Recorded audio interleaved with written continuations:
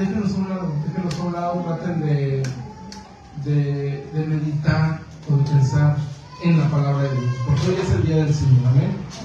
Muy bien, hermanos, vamos a continuar con el tema de las dispensaciones. Hoy vamos a ver la tercera dispensación, que es la del gobierno humano, ¿sí? Quiero que abras tu Biblia en Génesis, capítulo 8. Génesis, capítulo 8, que es donde comienza esta dispensación. Recuerde, hermano, que las dispensaciones o los espacios o tiempos son etapas, podemos llamarlos como etapas, pero en cada etapa, aunque la situación era la misma, o sea, era el mismo resultado, Dios trataba siempre con el hombre de una y de otra manera, para que el hombre, hermano, no se justifique diciendo pues que no le daba la oportunidad. Es más, déjame decirte, hermano, ¿sabías tú que aún Dios, siendo el rey, el soberano, el todopoderoso, va a darle la oportunidad a Satanás? No de salvarse, sino de que gobierne este mundo a sus anchas. Le va a dar 3 años y medio para que él gobierne como él quiera. Así, hermanos, Dios da la oportunidad. Una de las cosas que he aprendido, hermanos, en las dispensaciones es que Dios da oportunidades. Nos da oportunidades a nosotros, hermanos, de arrepentirnos de nuestros pecados. Nos dice el apóstol Pedro: Dios es paciente para con todos nosotros, no queriendo que ninguno perezca, sino que todos procedan al arrepentimiento. O sea, Dios es bueno y no podemos negarlo, hermanos. ¿Sí? Una prueba de ello: tú estás hoy aquí. Estás hoy aquí, con vida, con salud. Quizás algunos un poquito enfermos, otros, hermano, pero aún así sigues estando aquí en la presencia de Dios. Amén. ¿Amén? Bien, miramos entonces que las etapas o tiempos donde Dios trata con el hombre, y en la historia siempre es la misma. Jesucristo está en todas las dispensaciones, en todas, hermano, cada dispensación, que todas tienen lo mismo para poder sintetizar cada uno. Y dijimos que cada dispensación tiene un tipo de persona diferente, tiene un pacto, ¿sí? Tiene una señal del pacto, tiene una prueba del pacto y sobre todo tiene un fracaso del pacto. Y sobre ese fracaso, hermanos, hay un juicio final de cada dispensación. Hermano Abraham, ¿cuál fue el juicio de la primera dispensación de la inocencia? ¿Sí recuerda? Pues el juicio fue la muerte. ¿Qué más? Fue muerte espiritual, fue muerte, obviamente, pero ¿qué más?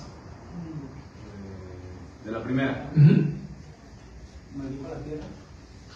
Sí, ¿qué más? Eran como 5, ¿no? La desobediencia. No, esa es la rebelión. La desobediencia es la rebelión del pacto. ¿Qué más, hermanos? Pues también a causa de eso la mujer ahora iba a sufrir dolores. Dolores. Pero hay uno más que fue sobre con quien hizo el pacto, que fue con Adán. Trabajar con dolor. Fue expulsado de la presencia de Dios. Eso fue lo más terrible que todo lo demás que acaban de decir, hermanos. Fue expulsado del paraíso, fue expulsado del Edén, hermanos. Eso es lo más terrible. Jonathan, el juicio de la segunda dispensación, ¿lo recuerdas? Que fue el de la conciencia humana. Y hasta se escribió como todo un capítulo, ¿no? Ahí. ¿No? Hermano Manuel. El diluvio. El diluvio, exactamente. El diluvio, hermano. Fue el juicio, ¿sí? Entonces hoy vamos a ver, hermanos, precisamente el tipo de personas. ¿Con quién hizo Dios este pacto del gobierno humano? ¿Y qué significa el gobierno humano? Bueno, vamos a ver ahorita en el pacto. Primeramente, hermanos, Génesis capítulo 8, versículo 21, vamos a ver desde ahí. Dice: y percibió Jehová olor de suavidad, y dijo Jehová en su corazón: no tornaré más a maldecir la tierra por causa del hombre, porque el intento del corazón del hombre es malo desde su juventud, ni volveré más a destruir todo viviente como lo he hecho. Todavía serán todos los tiempos, la tierra, la cementera, la siega, el frío, el calor, verano, invierno, y día y noche no cesarán. Desde aquí Dios ya está tomando la decisión de darle otra oportunidad al hombre. ¿Sí? Les dio una oportunidad, le otorgó el gobierno, le otorgó todo a Adán. Y Adán, hermanos, era el que iba a gobernar el mundo, pero fracasó. Ahora el gobierno fue pasado a Satanás. Pero esta etapa en la cual ahora Dios estaba dando la oportunidad al ser humano de que se gobernara a sí mismo, y puso algunas leyes. Vamos a ver entonces qué tipo de personas. Primero, Génesis 6:19, el pacto fue en primer lugar propuesto, y se lo propuso ¿a quién, hermanos? Génesis 6, versículo 19, dice la palabra de Dios. ¿Lo tienen? Hermano Manuel, ¿lo puede leer fuerte? 3:19, ¿verdad? 6:19. La palabra del Señor. Y de todo lo que vive, de toda carne, 2 de cada especie meterás en el arca para que tenga... Perdón, 18, perdón, el 18. Me equivoqué. Disculpe, hermano. Su palabra. Mas estableceré mi pacto contigo y entrarás en el arca tú y tus hijos y tu mujer y las mujeres de tus hijos. ¿Con quién estableció el pacto, hermanos Dios? Con Noé. ¿Sí? Lo estableció o lo propuso. Pero vamos a ver entonces, hermano, con qué tipo de gente fue establecido ese pacto más. Vamos a ver el versículo 9, capítulo 9, versículo 9. ¿Lo puede leer, hermano, otro? Sí.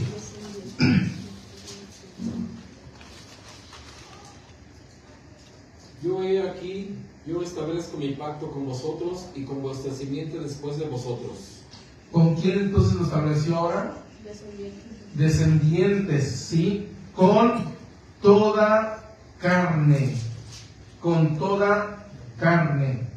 Dice el versículo 16, dice: y estará el arco en las nubes y verelo para acordarme del pacto perpetuo entre Dios y toda alma viviente. Ahora, ¿por qué lo establece con Noé y con su familia? Y después dice que con todos. Por causa de que iba a salir toda la humanidad. Porque eran los únicos que existían. 8 personas, no lo podía establecer con los demás, pero el pacto fue una promesa. No solamente a ustedes, sino a sus descendientes, la simiente que salga de ustedes. Entonces, el pacto de Dios fue establecido con Noé y contigo, hermano. Con gentiles, judíos, etcétera, con toda alma viviente. Dios ha dado promesas al ser humano. Dios da oportunidades, siempre da oportunidades. El hombre fracasa una y otra vez, y aún así Dios sigue dando oportunidad al hombre.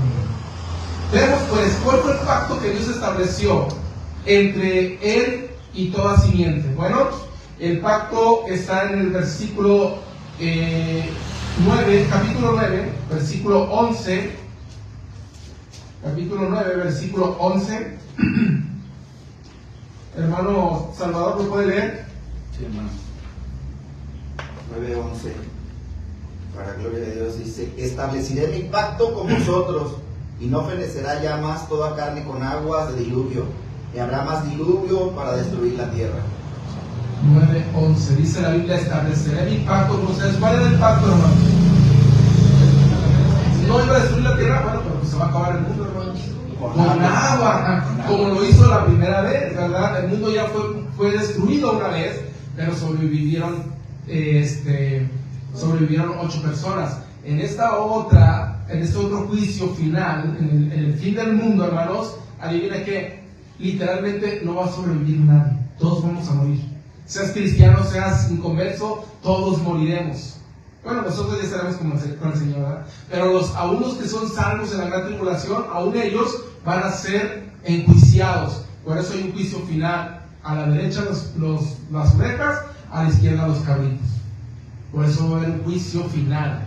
¿Por qué? Porque si te fijas, ha habido juicios en cada fracaso, en cada dispensación. ¿Sabes por qué se le llama juicio final, hermano? En Mateo 24, ¿por qué se le llama el juicio final? ¿Por qué se titula como juicio final el fin del mundo? ¿Sí saben por qué, hermanos? Porque ya es con Cristo, ¿no? Lo último que se estableció. Porque se establece con un pacto con Cristo y aparte ya no habrá más juicios. Ya se terminaron. Hubo o va a haber 7 juicios en la tierra. ¿El primero cuál fue? La salida de La expulsión. La expulsión o el apartamiento o la muerte entre Dios y el hombre, entre el hombre y Dios. O sea, la separación de Dios y el hombre. Sí, fue el primer juicio. El segundo juicio, ¿cuál fue, hermanos? El diluvio. Hoy estamos viendo un tercer juicio, que es el, se lo voy a adelantar, la confusión, el lenguaje, todo de Babel. ¿Sí? Y luego el cuarto juicio, que nos habla de la ley, nos habla de Abraham. También otro fracaso. No recuerdo. Se los voy a ir adelantando después. Entonces, cada juicio son 7 juicios y el último, el séptimo, por eso se conoce como el juicio final. Porque a partir de ese juicio, hermanos, el fin del mundo, ya no habrá más juicio. Porque habrá eternidad, habrá cristianos, habrá salvos y ya no habrá inconversos. Ya no hay juicio, se acabaron. ¿Sí? La eternidad es lo que espera el ser humano que cree en Jesucristo. Entonces, todo apunta a Cristo, hermanos, todo apunta a Cristo. Ahora, el pacto estaba establecido así, pero para que haya un pacto debe haber un convenio, ¿sí? Por ejemplo, le dijo a Adán, mira Adán, si tú no comes de ese árbol, ¿sí? Yo no te voy a matar, o no va a haber muerte, pero si comes, habrá muerte. Eso es un pacto, ¿verdad? Está bien, Señor. Es un pacto, es un acuerdo entre 2 personas y se establece. Bien, entonces, en este pacto, hermanos, se establece de la siguiente manera. ¿Cuál fue la condición para el ser humano? Ya miramos que Dios no iba a destruir la tierra. ¿Pero cuál fue la condición? Versículo 1 del capítulo 9. Dice así: y bendijo Dios a Noé y a sus hijos y díjoles: fructificad, multiplicar y henchid la tierra. Henchid la tierra, dice la Biblia. ¿Sí? Entonces, ¿cuál era ese pacto, hermanos? ¿Cuál era el pacto que tenía que cumplir Noé y su familia?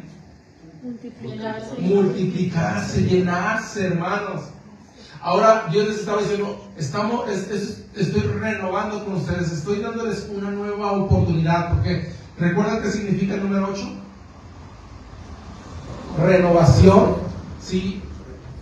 Restauración, tiene significado, número 8. Entonces, esto indica, hermanos, de alguna manera que Noé estaba iniciando una nueva etapa que Dios le estaba otorgando. Por lo cual, Él establece este pacto. El pacto era el siguiente: el pacto era: Noé, multiplícate y establécete en toda la tierra. En toda. No estaba mal lo que hoy en día podemos ver mal. Por ejemplo, no era malo, hermanos, no era malo que comieran cualquier tipo de animal. ¿Sí sabía que en esa dispensación podían comer serpientes, podían comer leones, lo que quisieran comer de animales? Mira lo que dice el versículo 4. Dice el 3, perdón. Y todo lo que se mueve y vive, os será para mantenimiento, así como legumbres, hierbas, os lo he dado todo. No era malo comer tipo de animales, ¿sí? Pero después se convirtió en una ley y Dios prohíbe. Ahora, sí, de hermano, que cada dispensación es diferente en tiempo y en forma. Miramos que al principio podían tener relaciones matrimoniales, hombres con sus hermanas o hermanas con hermanos, ¿sí? No era prohibido, y después se establece una ley y dice ya no más. ¿Y qué pasa, hermano? Si un hermano y una hermana se casan hoy en día o se unen, puede haber enfermedades, puede haber ciertas ¿cómo se les llama? Malformaciones. ¿Por qué, hermanos? Porque Dios lo prohibió, por algo lo prohíbe Dios. Sí, por ejemplo, yo les había dicho, prohibí prohibía comer cierto tipo de pescados. No coman pescados que no tengan escamas, dice Dios. ¿Por qué? Por la esterilidad. La esterilidad. Había peces que si el propósito de Dios era que el pueblo se engrandeciera como la arena de la mar, hermanos, el hecho de que los judíos no pudieran tener hijos era una cosa, pero el hecho de que ellos provocaran eso era otra. ¿Por qué crees que Dios mató a los hijos de Judá? ¿Por qué crees que Dios mató a los hijos de Judá, hermanos? Cuando ellos no querían tener hijos con la cuñada. Se casó esta Tamar y murió su esposo, y la ley, o bueno, no había ley, pero el mandato era que el hermano tenía que tomar a su cuñada. ¿Para qué? Para producir simiente. ¿Por qué? Porque era el pueblo de Dios. Pero ellos, cuando estaban en esa parte, dice la Biblia que ellos vertían en tierra. ¿Y qué pasaba? Dios los mataba. Dios los mataba. Incluso hasta Judá dijo: no, a mi hijo más pequeño no le doy porque me lo va a matar también. Pero no era ella, eran ellos mismos que se morían por la desobediencia de Dios. El plan de Dios en el gobierno humano, hermanos, era que se multiplicara la tierra, se llenara otra vez y que otra vez buscaran a Dios. Bueno, no era varón justo, él les iba a enseñar, pero fracasó Noé, hermanos. Se embriagó, empezó a hacer cosas mal. Entonces, hermano, el hombre siempre va a fracasar, siempre, no importa qué tan bueno sea, siempre va a fallar, eso es seguro. Entonces, una cosa que dice la Biblia también es que el hombre tenía esta responsabilidad, ¿sí? Multiplicarse, y puso para ese gobierno humano, para que se gobernara a sí mismo, puso reglas, entre las cuales, ¿sí? Dios puso las reglas que son: van a comer de todo lo que se mueve, se van a mantener de todo lo que se mueve, los animales van a tener temor de ustedes porque ustedes se van a gobernar a sí mismos, pero también establece Dios acerca del asesinato, no más asesinatos, porque por un asesinato destruye el mundo, por uno. Caín mató a Abel, y a partir de ahí todos empezaron a matar unos a otros, hubo mucha violencia. ¿Sí, hermano? Entonces, era el pacto era llenar la tierra, henchirla, multiplicarla, que se llene la tierra. Dios quería eso, hermanos. Dios quería que viviera el mundo en una unidad y armonía, pero el mundo fracasó, hermanos. Vamos a ver entonces la señal del pacto, hermanos. Señal del pacto, dijimos que cada pacto tiene una señal. Dios dice: si ustedes se multiplican y llenan la tierra, ¿sí? Yo voy a tener un pacto con ustedes y no voy a destruir más esta tierra más, como lo hice con diluvio. Es más, dice Dios, para que veas, Noé, y no creas que te estoy mintiendo, porque yo no miento, voy a poner una señal ahí a todos los seres humanos. Y dice así, versículo 16, ya lo habíamos leído, pero vamos a volver a leer: estableceré el arco en las nubes y verélo para acordarme del pacto perpetuo entre Dios y toda alma viviente, con toda carne que hay sobre la tierra. La señal del pacto entre Dios y el ser humano que no iba a destruir esta tierra con más diluvio fue el arco iris, que tú conoces como arco iris. Pero el hebreo antiguo, hermanos, no menciona arco iris, ¿verdad? ¿Cómo lo menciona? El arco. ¿Sabe usted que, hermano, de la palabra hebrea, el arco era un arma de guerra? Ok. ¿Se han preguntado por qué el arco iris está apuntando hacia arriba y no hacia otro lado? ¿Por qué no de lado, o no sé, de otra manera? ¿Por qué hacia arriba, hermanos? ¿Por qué cree usted? Hay varias teorías, incluso algunas muy absurdas. Yo encontré algunas que yo dije: oh, pues está muy interesante esa teoría, que dijo un rabino muy antiguo también acerca del arco iris. Bueno, del arco, pues él como hebreo no mencionaba arco iris, él decía el arco de Jehová. ¿Sabe por qué el arco apunta hacia arriba? Porque el arco apunta hacia Dios. ¿Sí? Bueno, cuando un guerrero en la antigüedad, y eso estamos hablando que los escritores escribieron de acuerdo a su época, hermanos. Recuerde eso, ¿no? No estamos hablando de hoy, no estamos hablando de ayer, estamos hablando de la época en la que se escribió. En ese entonces, cuando las guerras, hermanos, se hacían con arcos, con lanzas, con espadas, con etcétera, eran las armas de guerra. ¿Sí? Hoy en día tenemos pistolas, metralletas, cañones, de todo. Entonces, por eso le digo, no hay que juntar eso al día de hoy. Ahora, el significado de que el arco apuntara hacia abajo o hacia la persona tenía un gran significado, hermanos. Eso significaba me rindo, ¿sí? Me rindo. O quiero paz. Era el significado cuando eras vencido, pero Dios no fue vencido, ¿verdad? Ahora, hubo 3 reyes en la antigüedad, según la historia secular, hubo 3 reyes, los sirios y todos ellos, y hay piedras calizas talladas con la escena. Y esos 3 reyes diferentes que gobernaron grande parte del mundo y que derrotaban a sus enemigos y están tallados de esta manera con el arco apuntando hacia ellos, pero todos sus enemigos hacia el suelo, o sea, derrotaron sus enemigos. Y de ahí saca la idea principal aquel rabino judío que menciona el significado teórico, porque no es algo que esté en la Biblia así tal cual, pero es algo que podemos verlo así. Él decía, significa que Dios da paz al hombre y da una nueva oportunidad. Apuntando el arco hacia él es como decir, no te voy a matar, no te voy a matar, ¿sí? No voy a usar un arco, una flecha más contra ti, te voy a perdonar la vida, pero ahora tú me sirves a mí. Eso es un significado propuesto. Ahora, hermano, ¿sabe usted que en esa señal del arco iris también está Cristo?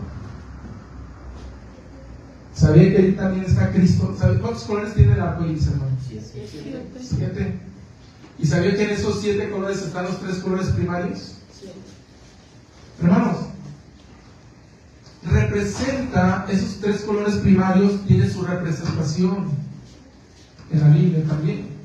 Los colores también tienen significado, los números tienen significado,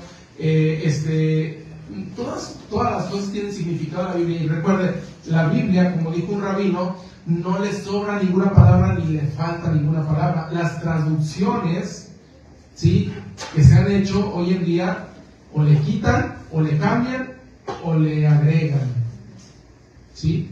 Por eso a veces yo prefiero tener una antigua versión, más antigua, porque es más limpia, más purificada en ese aspecto.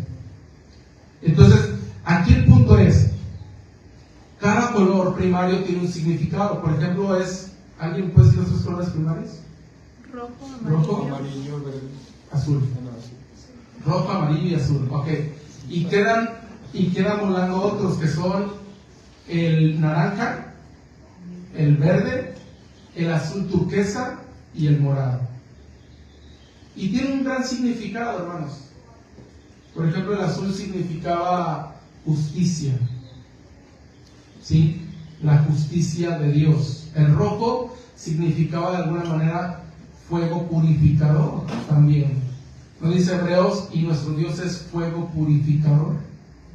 En Cristo todos estos atributos, hermano, están relacionados.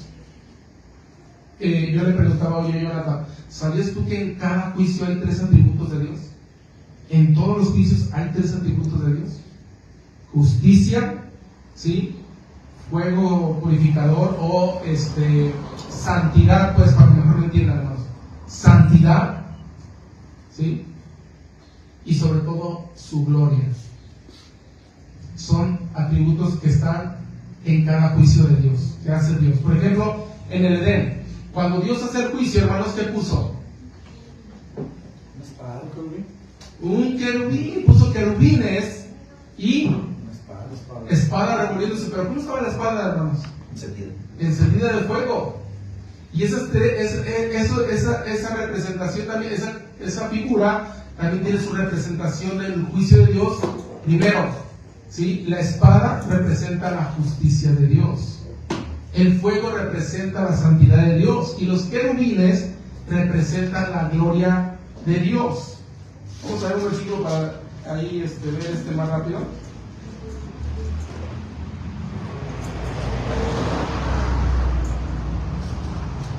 Salmos 89, 4, 14. A ver, alguien lo puede leer. Hermano Martín, si lo quiere. O quien no tenga, puede leerlo quien no tenga. Salmos 89, 14 o 4. No sé si es uno de esos.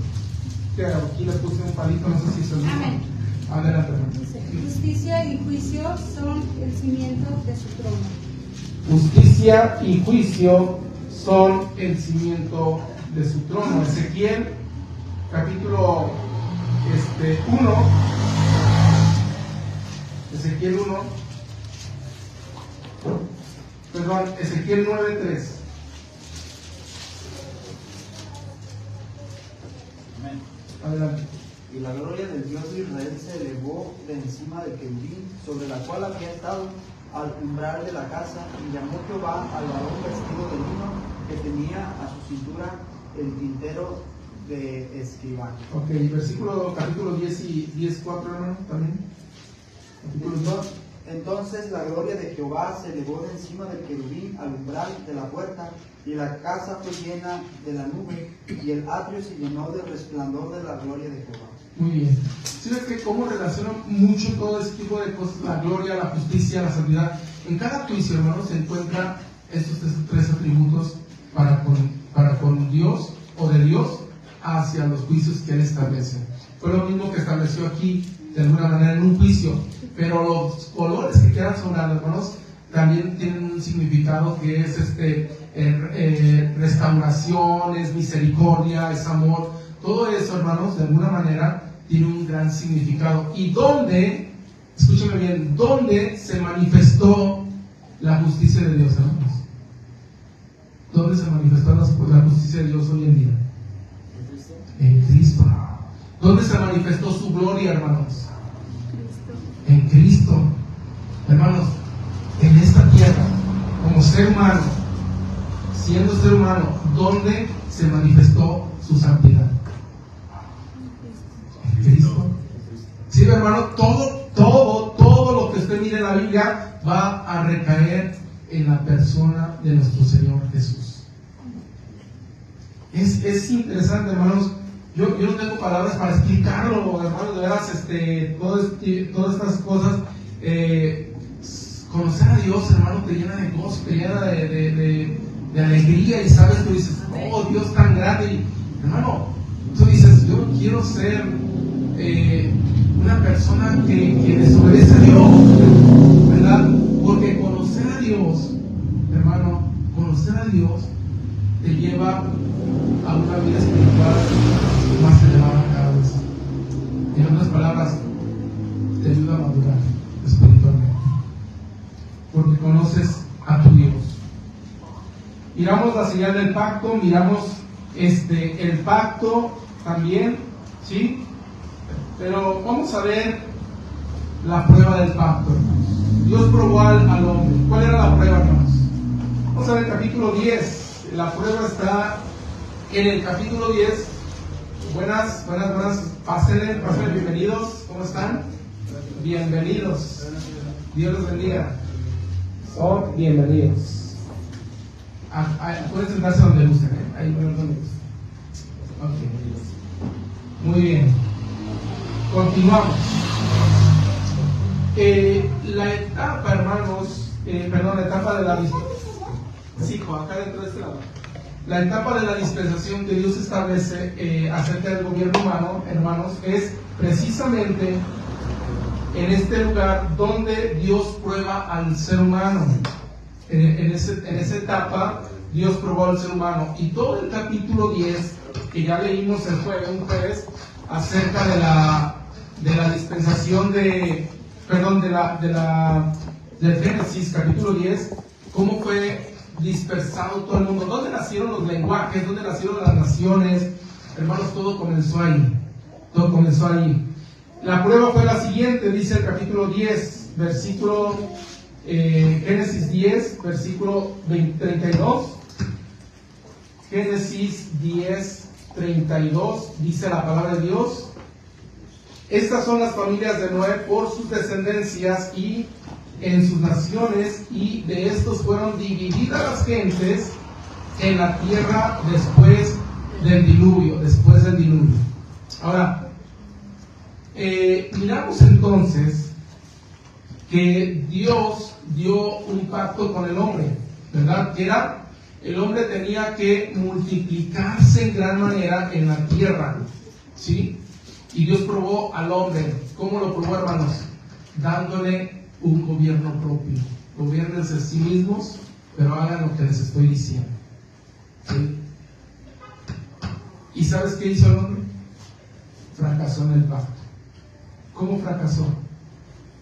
El hombre tenía que unirse en una armonía, pero el hombre se unió para lo malo. Miren lo que dice el versículo 11, capítulo 11, versículo 1. Era entonces toda la tierra de una lengua y unas mismas palabras. Y aconteció que como partieron al oriente, hallaron una vega en la tierra de Sinar y asentaron ahí. Y dijeron los unos a los otros. Hermanos, el problema del ser humano, cuando se une, no se une para lo bueno, se une para lo malo siempre. Pásale, hermano, pásale, acá. Siempre se va a unir para hacer las cosas malas. Y eso fue lo que sucedió. El hombre se unió para lo malo, para rebelarse contra Dios. ¿Alguien recuerda qué significa Nimrod? No, esa es su característica. Pero ¿qué significa el nombre Nimrod? Lo dije el jueves. ¿No recuerdan? Ya les voy a decir que primero. Me lo está preguntando. Nimrod, hermanos, significa el que se revela. Eso es lo que significa Nimrod. Y Nimrod quería matar a Dios, cosa que era imposible, o es imposible matar a Dios porque es Dios. Él y todas las personas que había se unieron para hacer una torre gigante que llegara hasta la cúspide del cielo con un propósito. ¿Sabe cuál era el propósito? Matar a Dios. Matar a Dios, precisamente. Porque el hombre quería vivir gobernándose siempre a sí mismo y hacer lo que le placiera. ¿Sí?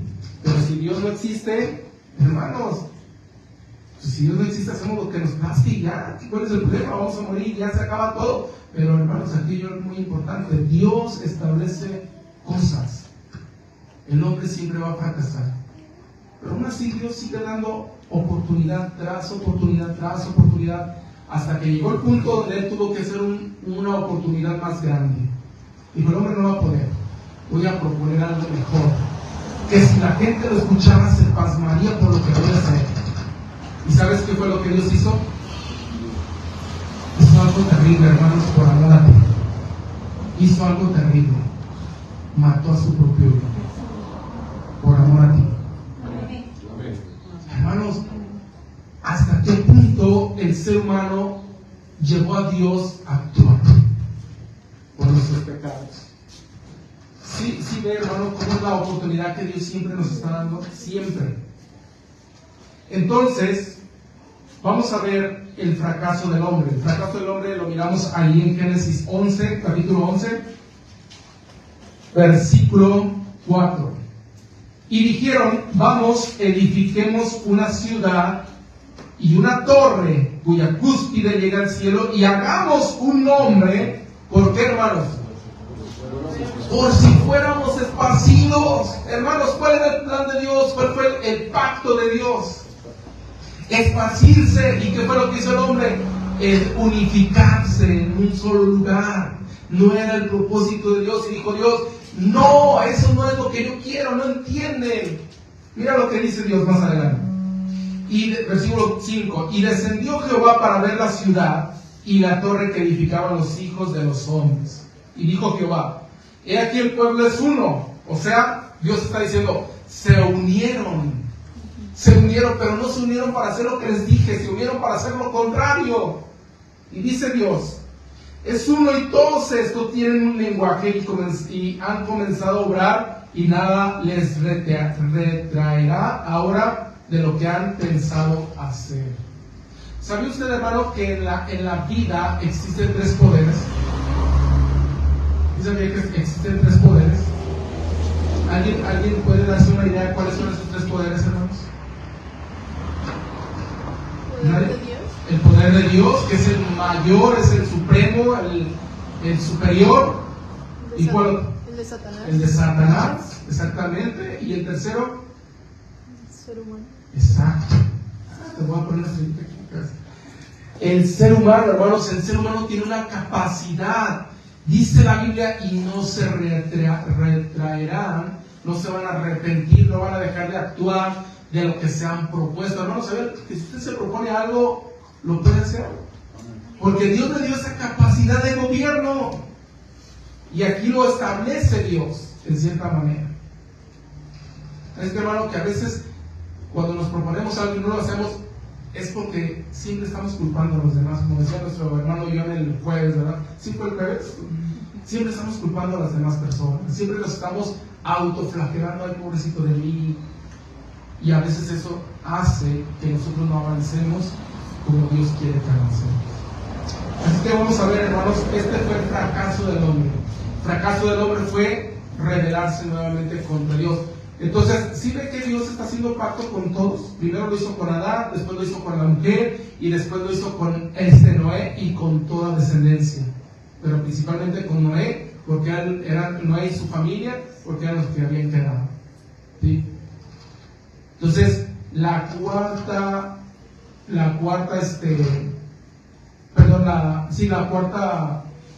dispensación, el pacto se hace con una sola persona. Una sola persona también. Pero vamos a verlo después la otra semana. Así es que vamos a ver el juicio, y el juicio fue el siguiente. Dice la Biblia, versículo 7: Ahora pues descendamos y confundamos ahí su lengua, para que ninguno entienda el hablar de su compañero. Así los esparció Jehová desde ahí sobre la faz de toda la tierra, y dejaron de edificar la ciudad. Por eso fue llamado el nombre de ella Babel, que significa confusión, porque allí confundió Jehová el lenguaje de toda tierra, y desde ahí los esparció sobre la faz de toda la tierra. Entonces, ¿cuál era el plan de Dios? Esparcir en todo el mundo a la gente, pero el hombre fracasó, y Dios tuvo que tomar decisión. Dijo, voy a hacer otro juicio. ¿Para qué? Para que el hombre haga mi voluntad. Hermano, no importa, escúchame bien, no importa cuáles son sus planes, cuáles son sus propósitos, pero si Dios te ha puesto un propósito en tu vida, debes cumplirlo, porque si no lo cumples, lo vas a cumplir de una u otra manera, porque Dios lo establece. ¿Sí? Mira, por ejemplo, estamos hablando de Jeremías. Jeremías fue llamado a predicar a un pueblo rebelde y contumaz, un pueblo que no lo iba a escuchar, es más, un pueblo que quizás hasta lo iba a matar, hermanos. Y estamos hablando que era un niño. Era un niño este Jeremías cuando Dios lo llamó. Hasta le dijo a Dios, Dios, soy un niño, ¿cómo me vas a mandar a mí? Quizás tenía 8 años, quizás 10, quizás 9, pero era un niño, hermanos. Y le dice, Señor, soy un niño, no sé hablar. Y Dios dice, hey, no digas que eres niño, porque todo lo que yo te enviare tú vas a hacerlo. Y yo iré contigo y nadie te podrá hacer frente, y tú vas a hablar las palabras que yo te dé. Y así Dios pone a Jeremías, y llega un momento, hermanos, donde Jeremías ya no quiere más. Dice, Dios, ya no soporto más. Ya renuncio, Señor. Aquí está mi carta de renuncia, dejo todo, me voy, Señor. Este pueblo está mal. Y cada vez que yo les predico les va peor, Señor. Yo amo a mi pueblo, pero yo no quiero verlo sufrir. Pero al final de cuentas, Señor, juicio tras juicio, juicio tras juicio, yo ya no quiero más, Señor, renuncio. Hermano, ¿cuántas veces hemos querido renunciar? Oh, yo sé, hermano, pero esa no es la voluntad de Dios. Dios puso propósito en tu vida. Dios puso propósito a Jeremías. Y Jeremías, hermano, se va. Y quizás por toda la situación que él vivió durante todos esos años, se le creó una enfermedad tremenda. Una tela en su corazón, mejor conocida como espasmos o como soplos de corazón. Imagínate, Jeremías, toda la situación, estoy con eso en mi corazón, cualquier momento me da un ataque al corazón. Pues Dios bien puede decir, bueno, Jeremías, te me vas, te voy a castigar, te voy a quitar la vida y ya. Pero aún así Dios tiene misericordia. Y después de algunos días, Jeremías llega arrepentido y dice, Señor, perdóname. Yo quise dejar todo, pero mi corazón no me deja, mi fuego, Señor, hay algo en mi interior que, Señor, que por más que quiero olvidarme de ti, no puedo. Tú estás ahí siempre, me arde mi corazón al recordar las palabras que yo escuché de ti. Señor, perdóname por haber renunciado. Sí, hermano, cuando aún muchas de las veces queremos renunciar al propósito de Dios en nuestra vida, Dios va a actuar de una o de otra manera. ¿Sí? Va a actuar de una u otra manera. No deje de cumplir la voluntad de Dios, porque ese es el plan de Dios para su vida, para mi vida, para la vida de la iglesia, para la vida del mundo. Hermanos, hasta aquí es la dispensación del gobierno humano. Preguntas, dudas. Adelante. Hermano, ahí en Génesis 11:7 dice, ahora pues descendamos y confundamos sus lenguas para que ninguno entienda el habla de su compañero. Ahí está hablando en plural, ¿verdad? O sea, está hablando Dios con Jesús. Sí, en su divinidad Él habla con el Hijo. Aunque el Hijo era el Verbo, no estaba todavía encarnado, pero ya estaba Cristo. De hecho, en Génesis 1, versículo 26, creo, Génesis 1:26, dice, y dijo Dios, hagamos. Otra vez vuelve a mencionar la palabra plural. Y otra vez lo menciona en Isaías 6. Isaías 6 lo menciona, miren, Isaías 6, capítulo 6, déjenme buscarlo rápidamente. Entonces, allí habla de Cristo, hermanos. Cristo siempre ha estado, siempre, en todo lugar, en todo momento. Es más, cuando dicen, ay, tú ni siquiera llegas a los 30 y ya no llegas ni a tal etapa y ya hablas que eres mayor que Abraham. Dice, pues antes de que Abraham existiera y ya estaba. Jesús dice, ¿no? Bueno, capítulo 6 de Isaías, perdón, en el versículo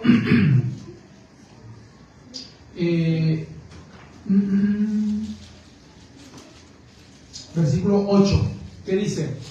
Después oí la voz del Señor que decía, ¿a quién enviaré? ¿Y quién qué? Nos. ¿Cómo dice la 60, hermano? ¿Tú lo tienes ahí? ¿Qué dice? Dice, ¿a quién enviaré y quién irá por nosotros? Y la 9 dice así, ¿a quién enviaré y quién nos irá? ¿Cómo dice? ¿A quién enviaré y quién irá por nosotros? Por nosotros. La 60 lo dice más claro. Y la 9 nada más dice, ¿quién irá? ¿Quién nos irá? Entonces habla en plural. Y San Juan capítulo 1, versículo 1, nos da precisamente la respuesta a esta pregunta. Juan capítulo 1, versículo 1 dice, en el principio era el Verbo, y el Verbo era con Dios, y el Verbo era Dios. Y luego dice, este era el principio con Dios. ¿Quién era el Verbo, hermanos? Era Dios, era Jesús, era el Espíritu Santo. Al final de cuentas era el mismo. ¿Sí? Dice, este era en el principio con Dios, y todas las cosas por Él fueron hechas, y sin Él nada de lo que fue hecho, fue hecho. Nada de lo que es hecho, fue hecho. En Él estaba la vida, y la vida era la luz de los hombres. Entonces, Jesús, hermanos, era el Verbo. Y el versículo 14, ¿qué dice? Y aquel Verbo que fue hecho carne y habitó entre nosotros. Y ya les dije acerca del arco iris, ¿sí? Que manifestaba la gloria de Dios de cada juicio, que dice, y vimos su gloria como gloria del unigénito del Padre, lleno de gracia y de verdad. Entonces, hermanos, ¿con quién hablaba Dios?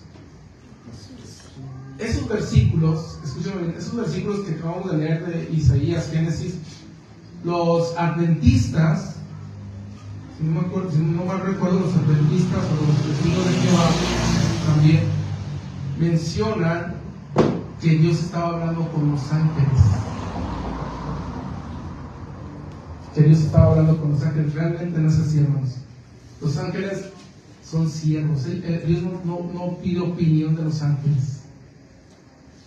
Él no le cuenta a los ángeles las cosas así. Pero estaba hablando consigo mismo como el Hijo y el Padre y el Espíritu Santo. Entonces recuerda eso. Cristo, que es Dios, siempre ha estado. Amén. Siempre ha estado. Amén. Amén.